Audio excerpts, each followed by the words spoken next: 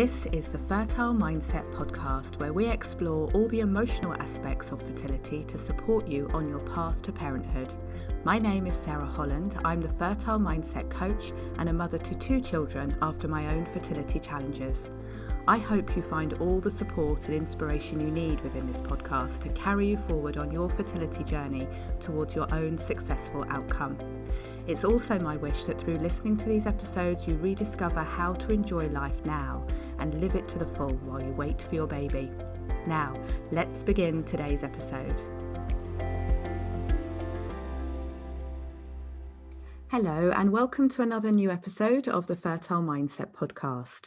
Now, I love to invite some very special guests onto the podcast from time to time, and I especially love sharing inspiring fertility stories with you because I know how helpful it can be to hear other stories and experiences of their fertility treatment, especially when they share what it was really like for them and how they coped with the most difficult aspects of it all.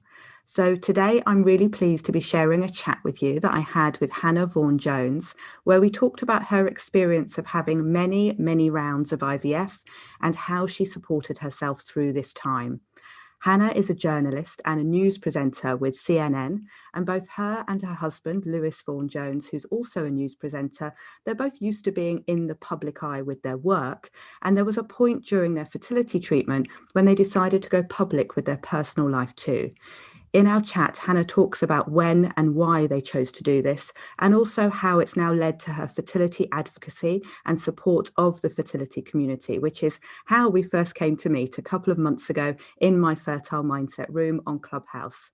I hope that you enjoy listening to our conversation, and if you'd like to keep in touch with Hannah, you can do that on Instagram and Twitter, where you'll find her at H Vaughan Jones. I'll put the link to these on the podcast episode page, which you can find at fertilemindset.com/podcast. Hi, Hannah. Thank you so much for joining me today here on the podcast. It's so lovely to have you here. How are you? I'm really well. Thank you very much for inviting me on. It's a real pleasure to be here. So yeah, today's a good day and I'm looking forward to our chat. Wonderful, good. And yeah, we first met on Clubhouse, didn't we? The new Clubhouse app. Yeah. Probably a couple of months ago now, when Clubhouse was quite new and everyone was discovering it.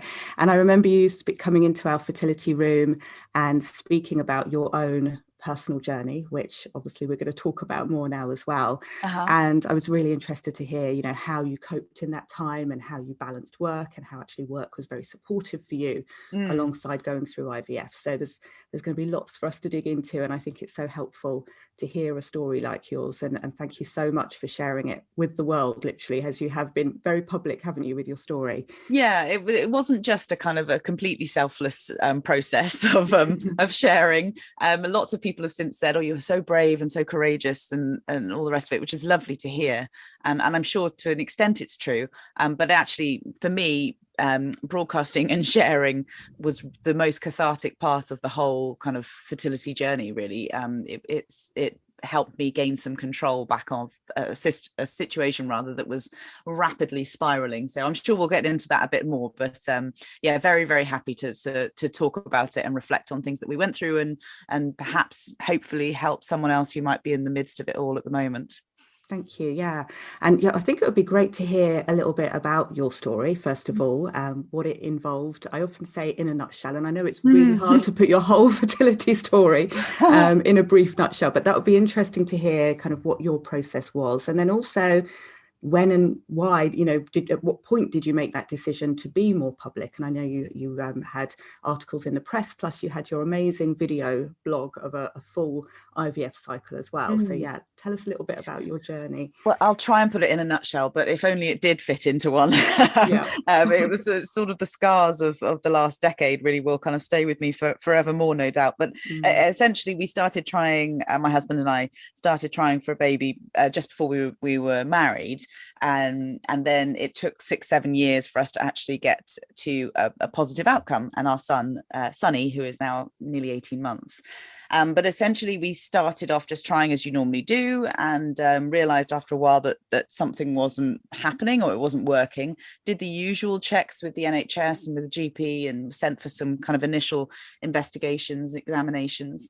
And we got what is, I think now, a very common diagnosis of unexplained infertility, which is the most infuriating diagnosis I think you can get, because it's a non-diagnosis, really, isn't it? You can't even call it a diagnosis. Yeah. And I think because it's such a massive industry, and it's such a wonderful medical science. This sort of, it's only 40 years old, IVF, but the fact that there was so little known about the big things, and we were asking for specifics about the little things with us, and it was immediately a very vulnerable, exposing kind of environment to walk into, especially for two journalists going into an environment where we're used to asking questions and demanding kind of quite certainly factual and succinct answers, and they just weren't available to us.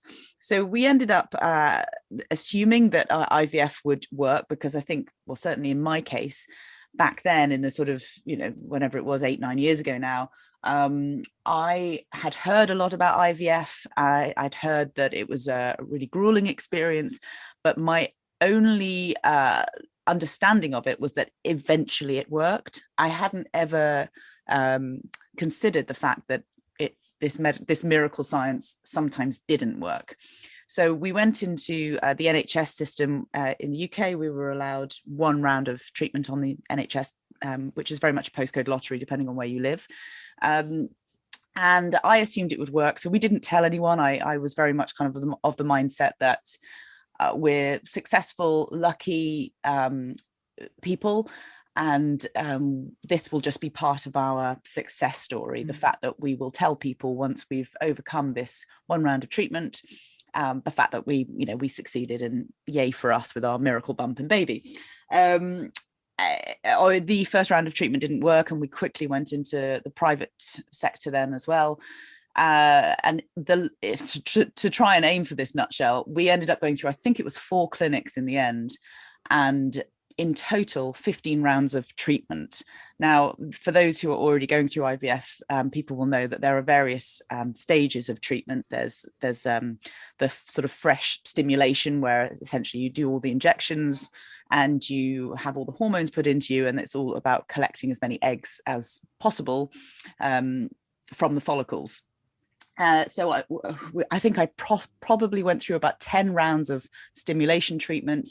Some of those rounds of treatment then ended up in embryos being transferred, which is another part of the treatment cycle.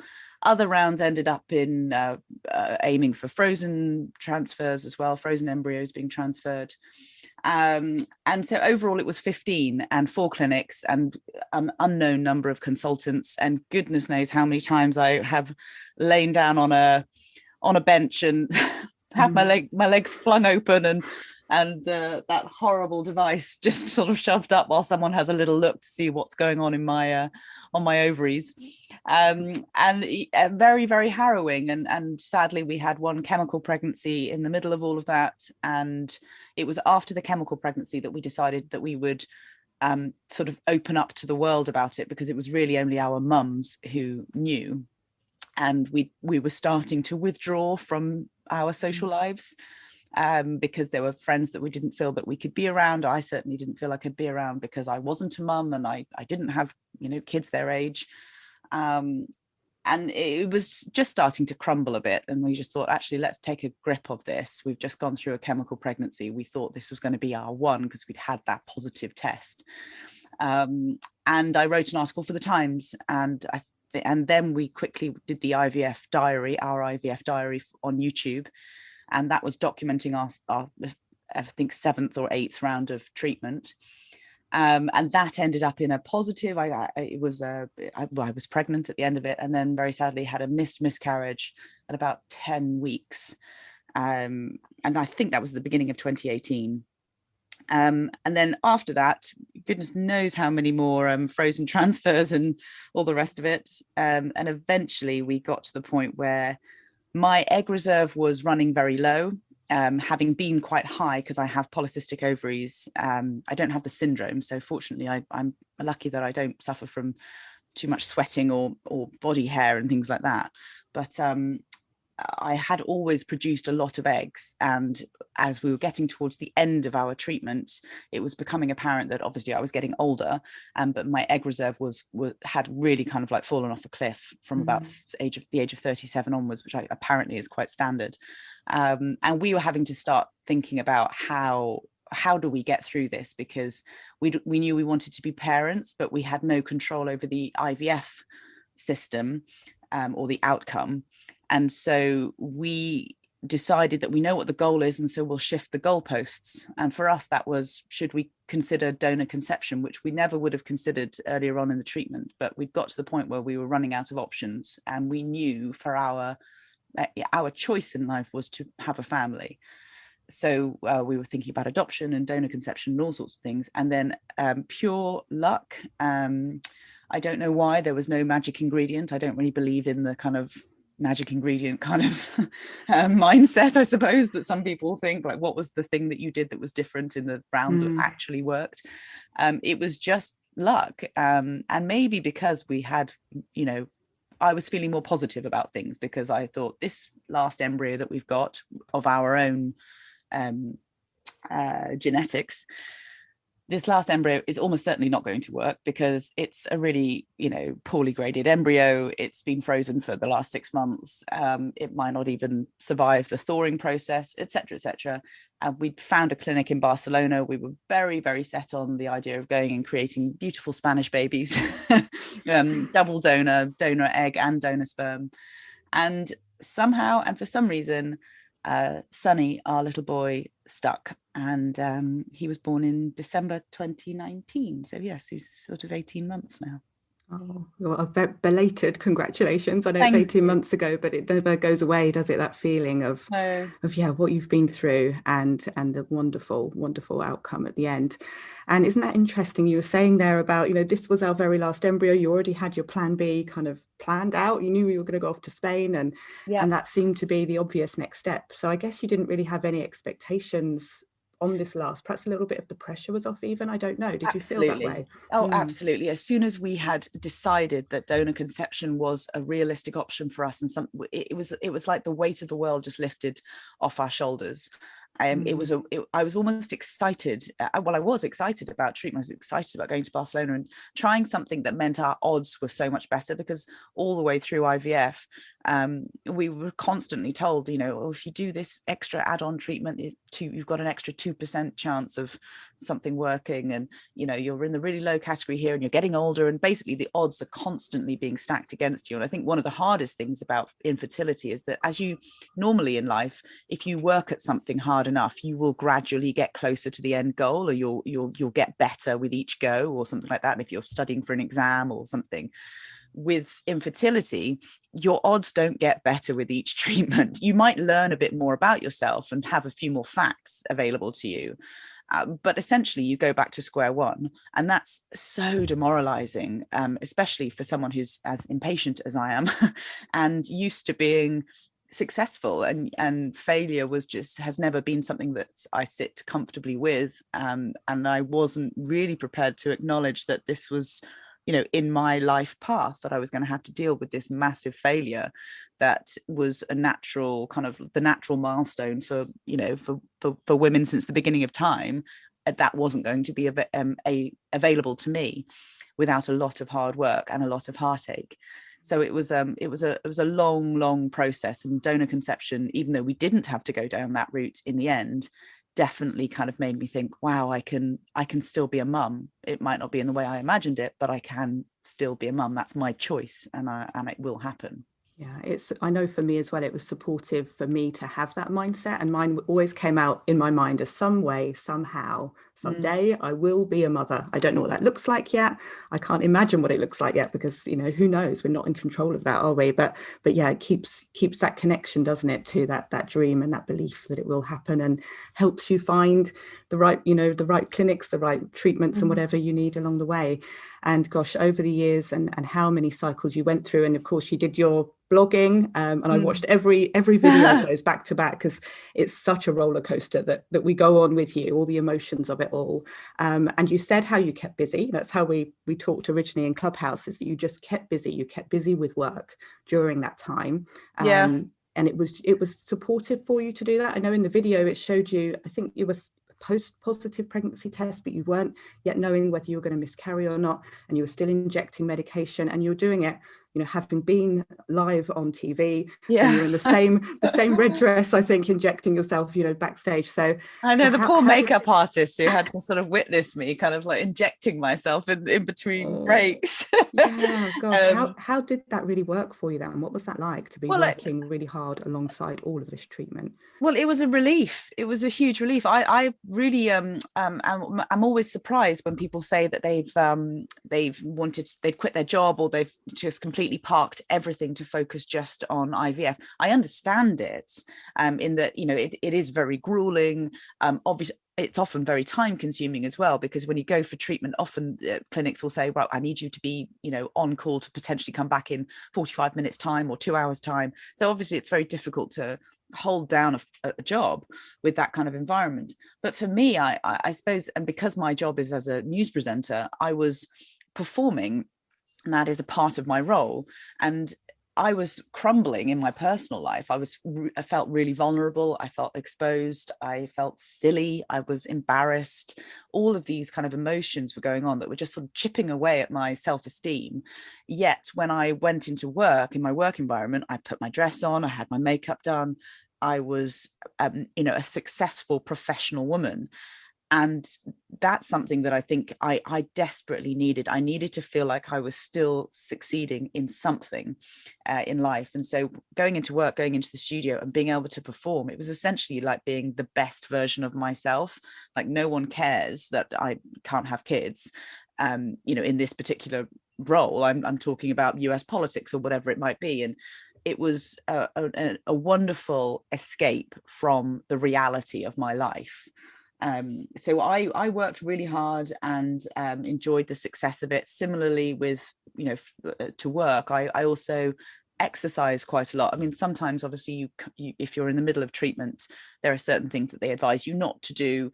And maybe you're just not physically able to run. I mean, certainly there were times when I was waddling around with kind of like two enormous bunches of grapes on each ovary, and you just can't walk far or fast. But again, it was that feeling of needing to achieve something. So be it going into work and doing a good job, or going for a short run, or taking the dog for a walk, or whatever it might be.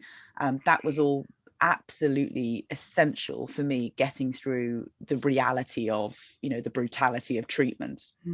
Yeah, and like you said, it's an escape and a break from it all, but also it's keeping you connected with who you really are, isn't it, along the way? Yeah. You know, what is important to you outside of the fertility journey, because it's all encompassing, isn't it? It can take over completely.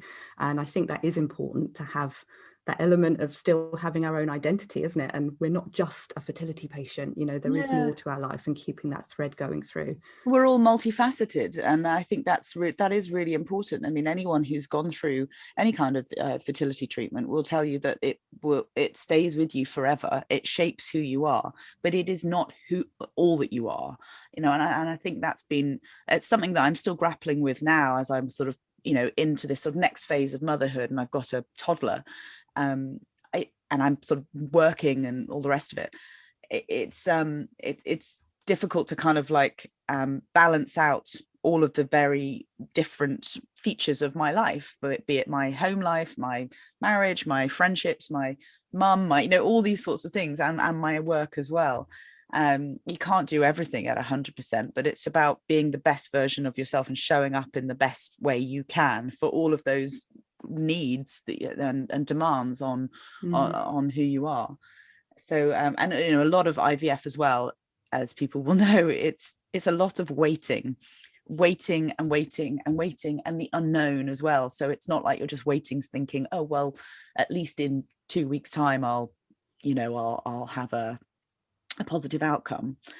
It's agonizing, the waiting, and I think anything to keep busy in that time was really crucial for me. Yeah, there's a lot of space to fill there, isn't there? Which can be filled in other ways by over researching and overthinking and trying to do like absolutely everything to support your fertility. And I think that's a place where a lot of us end up.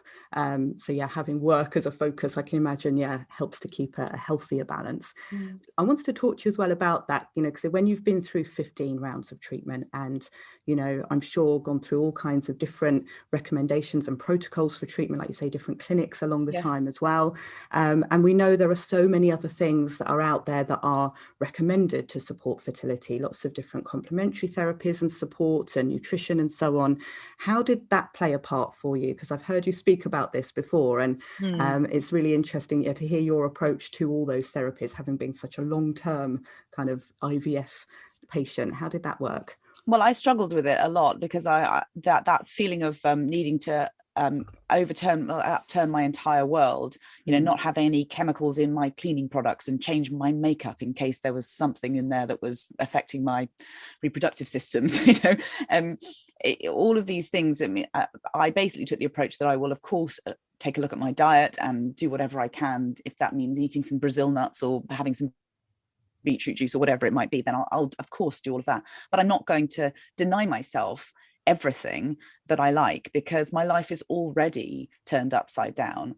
And the problem that comes with that, though, is that once you set your own boundaries for what you're comfortable with and how you can still exist and live with whilst you're going through treatment, other people then, often completely well-meaning, will then suggest, have you tried this guy? Have you been to that place? Have you done acupuncture? Have you done reflexology? Have you been hypnotized? There are a billion options out there. Sometimes they will work for some people. And I basically settled on the view that there is, if someone did have the, so say, magic ingredient, they would be a billionaire, and we wouldn't, it wouldn't require Joe Blogs down the road kind of like just turning around saying, well, have you seen so and so from this town? They would be that famous and successful if it was a miracle cure or treatment.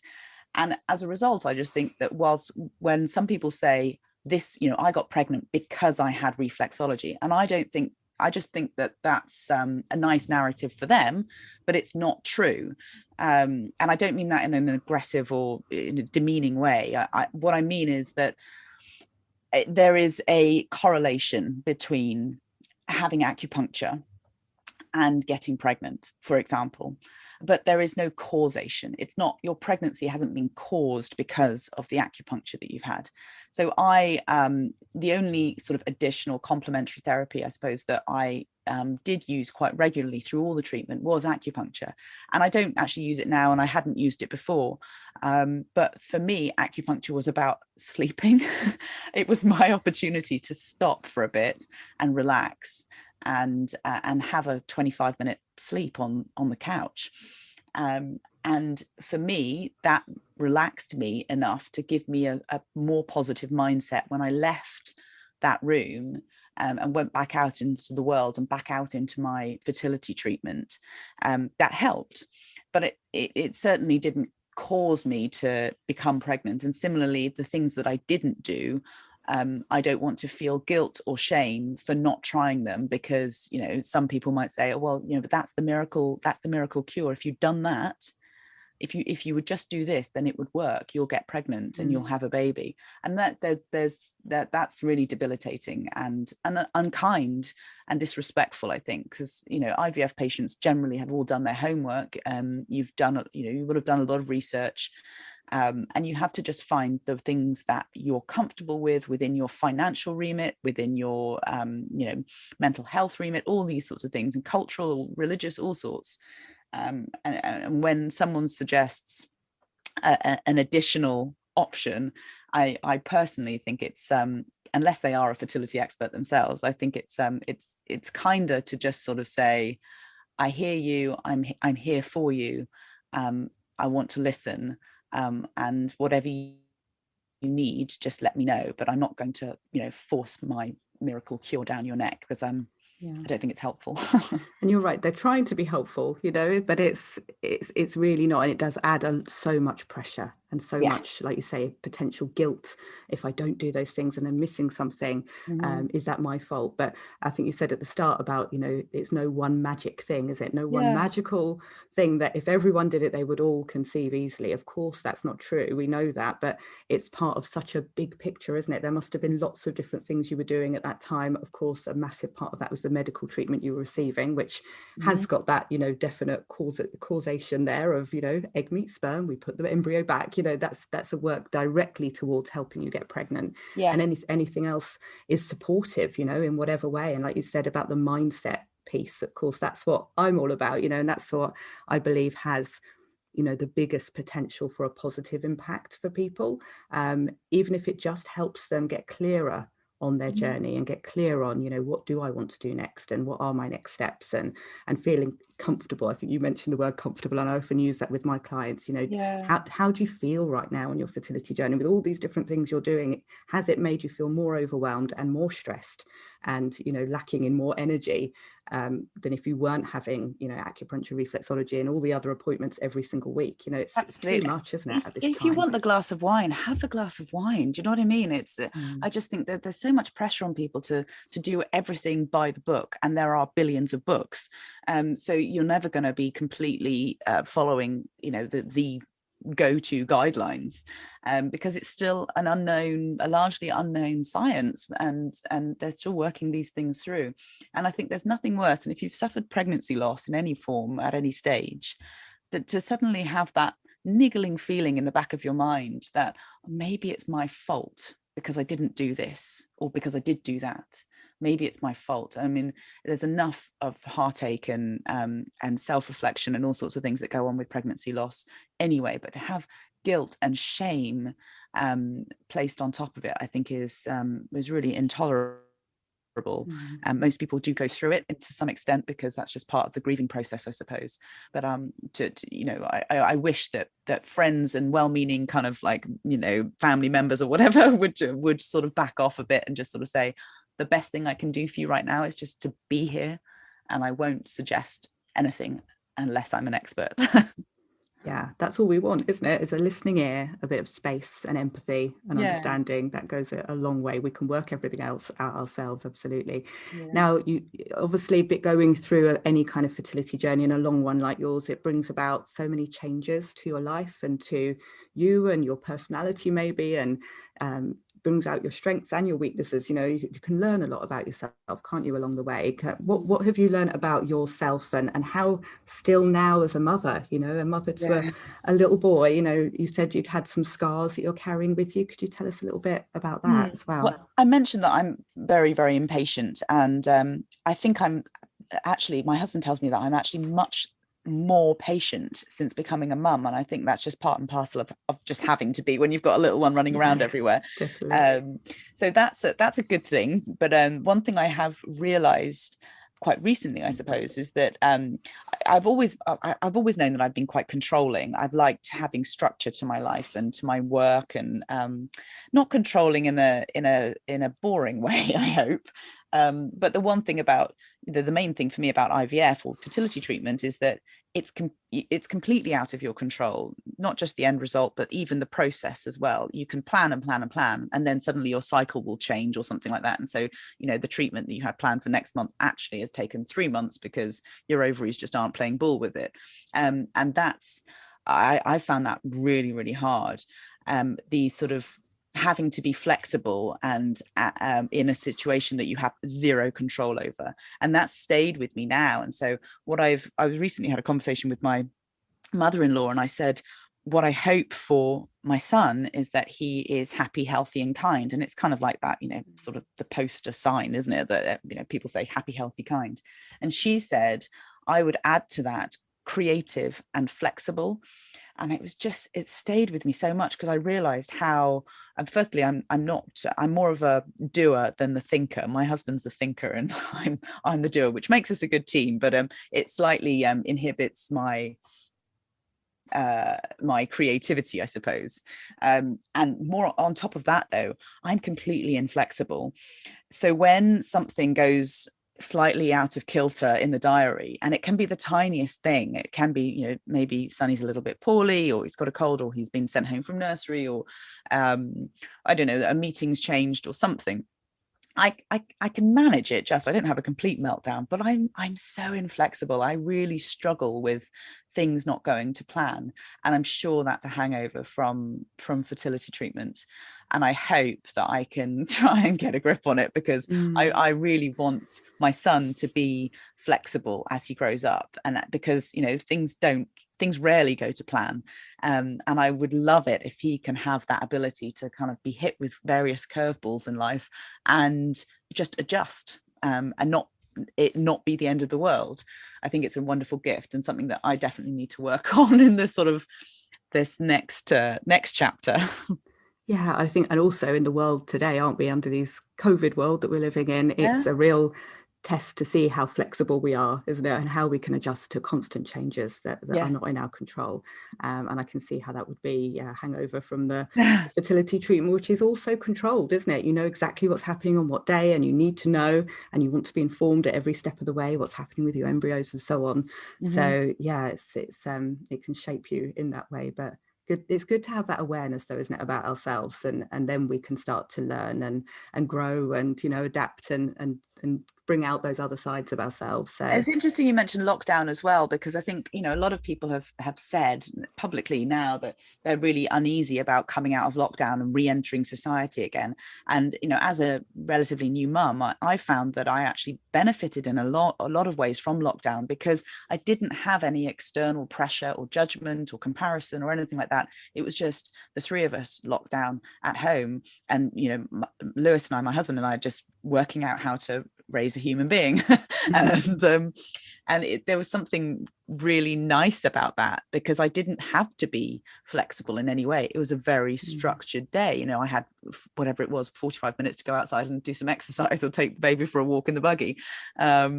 And so it is quite anxiety inducing, I think, when you're suddenly having to get back to some sort of normal life. And that includes a lot of required flexibility when plans change, or you can go there, or you have decisions to make. And that's hard. It's something that I've got to grapple with, as much as I'm obviously desperate to sort of hug everyone. Yeah, I hope we have a kind of process that we can step into little by little, just to kind of normalize it again. I know I've heard that the same from women in my fertility community have said, actually, during their fertility journey, it's been lovely just to be at home and to have control over whatever they eat and drink and who they choose to see or not see. And, you know, it's been nice to be in that bubble in a way, hasn't it? It feels kind of safer and more comfortable. Definitely. Yeah. Well, it's been so lovely to speak to you today, Hannah. I know we could carry on speaking for another half hour or more. There's so much to talk about around here, but I really appreciate you sharing your story here and with the world. You know, I would recommend anyone looking out your IVF blog, video blog on YouTube. It was wonderful to watch that every step of the way and go through that journey with you. It gives such an insight, especially perhaps to people who are new to this treatment or trying to understand someone else and what they're going through. You know, it's such a unique insight. So thank you for creating that and putting that into the world. Do you know, I still have friends who've conceived children naturally, and they're much older, and they go and watch those that IVF Diary, and they just find it amazing that human beings start off as embryos. Yeah, it's things like that you just don't know about unless you've gone through treatment. So that's right. We know way more than we ever thought we would about fertility, don't we? How ever should. Absolutely. Well, thank you so much again. Thank you. Take care, Hannah. Thank you. I'm so pleased you're listening to the Fertile Mindset podcast, and now I would love to invite you to join us in the Fertile Mindset Sanctuary. The Sanctuary is my fertility support membership, which is focused on taking care of you and helping you enjoy your life while you wait for your baby. In the Sanctuary, I'll guide you through using an amazing technique called EFT or tapping, and you'll soon be feeling less stressed and more joyful. If you're not already in the Sanctuary, do come and join us today, because the best time to start receiving support on your fertility journey is always right now. Honestly, it makes such a difference to have good quality emotional support and techniques that you can pick up and use yourself whenever you need them. go to fertilemindset.com/sanctuary to join us today. I look forward to hopefully seeing you there and at the next episode of the Fertile Mindset podcast.